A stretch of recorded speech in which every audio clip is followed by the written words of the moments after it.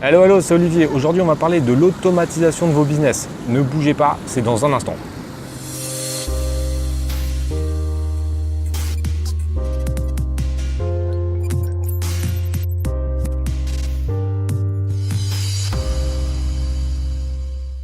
Et comme prévu, aujourd'hui, on va parler de l'automatisation de vos business. C'est donc la vidéo qui est en complément de l'externalisation des business qui est sortie récemment sur ma chaîne. Donc, je vous conseille d'aller la voir également.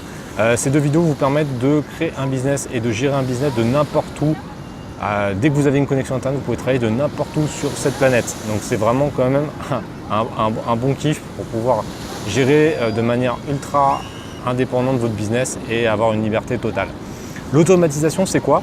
C'est de mettre en place des techniques qui vont permettre d'automatiser des éléments, que ce soit de communication avec vos fournisseurs, communication avec vos clients, gestion des ventes, etc. Pour ma part, qu'est-ce que j'ai fait? Moi, je suis plutôt dans la vente et dans les formations depuis assez récemment. Alors, on va commencer par la vente. Le système d'automatisation, il est relativement simple. Donc là, ça va être surtout pour le service après-vente. Et j'ai un logiciel qui me permet d'envoyer des mails automatiquement aux clients après leur achat, tout simplement. Donc, en gros, en fonction des produits qu'ils achètent, ils vont recevoir des mails. Donc des garanties, parce que j'ai certains produits garantis à vie, des informations sur le suivi, etc. Donc tout est automatisé avec un logiciel. Il y en a plusieurs, des logiciels comme ça. Donc ça, c'est vraiment top parce que du coup, ça me permet de communiquer directement avec les clients, tout en automatique. Après, concernant les questions, j'ai également un logiciel, c'est un service qui répond à ma place. Donc, en gros, ils ont une sorte de FAQ et dès qu'il y a des questions, ils répondent directement aux clients. C'est une sorte d'externalisation. Alors automatisation, c'est plus de l'externalisation, ça c'est un peu entre les deux. Mais du coup, ça me permet de ne pas gérer du tout cette partie-là, qui peut être une partie qui peut prendre pas mal de temps. Donc ça, sur la partie vente, c'est un élément qui est vraiment important puisque du coup, ça me permet de gagner énormément de temps. Si je devais envoyer les mails un par un, ça me prendrait vraiment 3 plombes. Donc du coup, c'est vraiment cool que qu'un logiciel puisse le faire automatiquement. Et surtout que ça, vous pouvez le programmer de n'importe quoi. C'est-à-dire que vous pouvez le programmer produit par produit et en fonction de ce que vous voulez. Si vous avez un produit où vous envoyez une garantie, vous le faites automatiquement. Si vous mettez des bonus sur les produits, c'est pareil, vous pouvez envoyer les bonus automatiquement. Donc c'est vraiment top. Sur la partie vente, c'est vraiment indispensable. Si jamais vous souhaitez quand même garder les questions des clients, ça, j'ai envie de dire, vous n'êtes même pas obligé de l'automatiser parce que vous pouvez le faire de n'importe où. Et si vous avez une connexion internet, vous connectez tous les jours et vous répondez à vos clients. Donc après, ça c'est vraiment simple et vous n'êtes pas obligé de faire cette partie-là.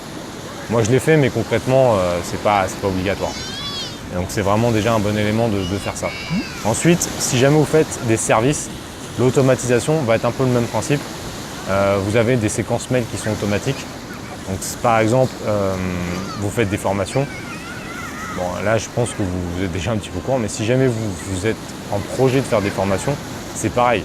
Vous faites les formations comme moi je fais, des vidéos, etc. Donc ça, c'est relativement simple. Et ensuite, vous mettez en place des séquences mail automatiques avec des logiciels comme Mailchimp, Aweber, GetResponse. Enfin, il y en a plein.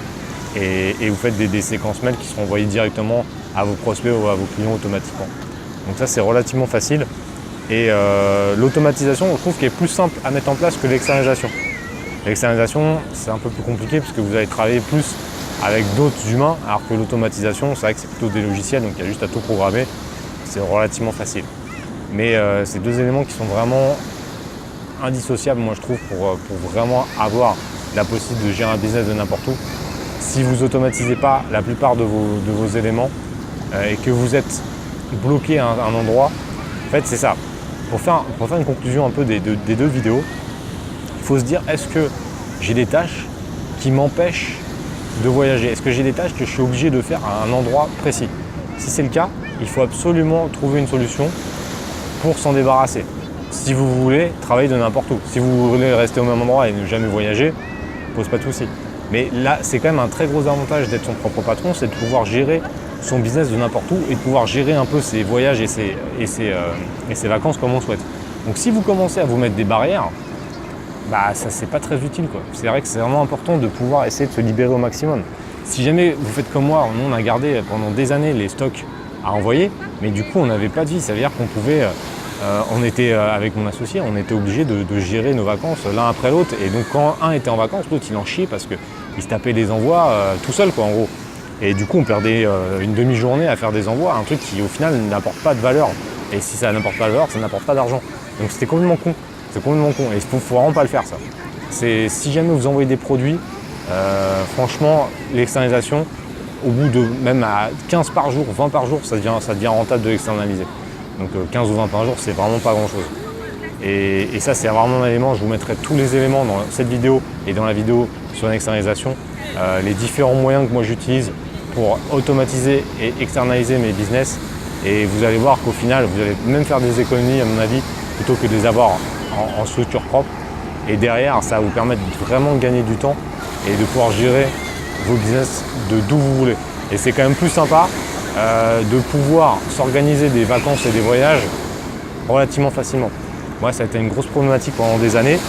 Je prenais quasiment pas de vacances parce que j'avais des tâches que je ne pouvais pas externaliser, enfin que je n'avais pas externalisé. C'est pas que je ne pouvais pas, c'est que je ne les avais pas fait. Et du coup, je prenais 1 voire 2 semaines de vacances maximum par an.